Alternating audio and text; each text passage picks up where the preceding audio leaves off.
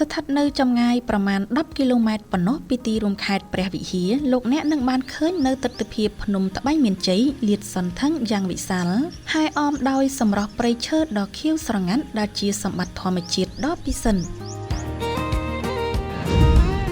ទីនេះគឺជាទឹកដីនៃសហគមន៍តំបន់ការពារធម្មជាតិតាំងយូដែលកំពុងបើកទ្វាររងចាំស្វាគមន៍ភ្ញៀវទេសចរជាតិនិងអន្តរជាតិឲ្យមកកម្សាន្តបង្កើតភាពស្និទ្ធស្នាលនិងធ្វើលំហាត់ប្រាណដើរឡើងភ្នំដើម្បីសុខភាពព្រមទាំងក្រេបជញ្ជក់យកខ្យល់អាកាសបរិសុទ្ធដើម្បីទៅដល់ឋានសួគ៌ដែនដីដ៏ពិសិដ្ឋលើខ្នងភ្នំភ្ញៀវទេសចរត្រូវធ្វើដំណើរថ្មើរជើងឡើងតាមជម្រាលថ្មនិងជណ្ដើរឈើ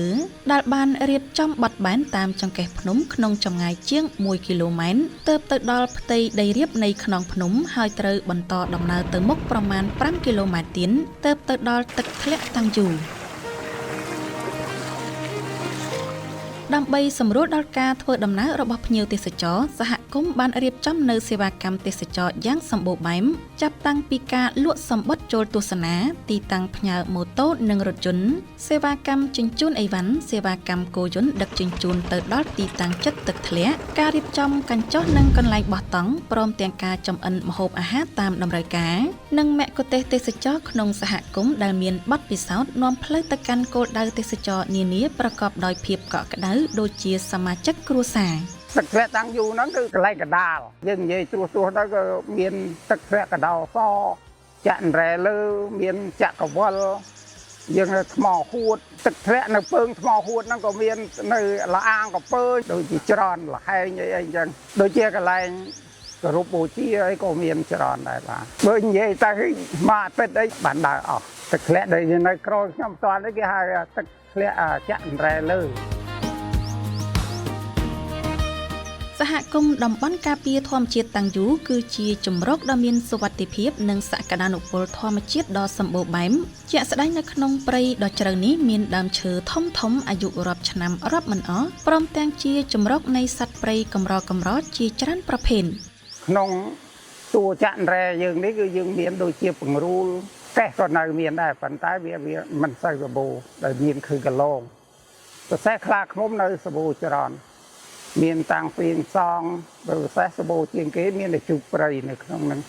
តូចក៏មាននិយាយទៅកងពេងធំក៏នៅដែរបាទ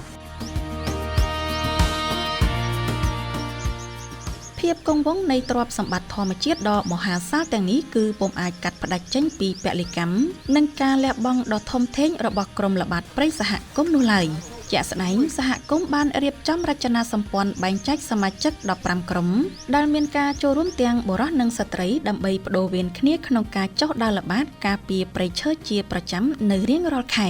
សមាជិកហ្នឹងវាច្រើនគឺក្នុងភូមិហ្នឹងយើងបែងចែកជាក្រុមហ្នឹងគឺយើងមាន5-10ក្រុមមានស្រីមានប្រុសដើម្បីចូលរួមការពារព្រៃឈើរបស់យើង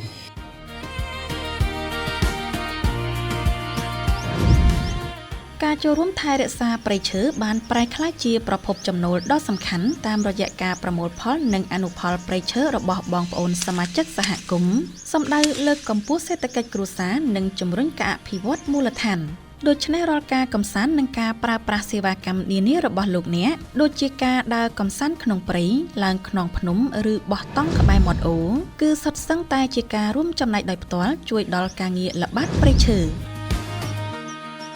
បន្ថែមលើនេះភ្ញៀវទេសចរក៏អាចចូលរួមដាំដើមឈើជាមួយសហគមន៍ដើម្បីរួមគ្នាបង្កើតសក្ខីភាពនៃការថែរក្សាដង្ហើមបៃតងតទៅអនាគត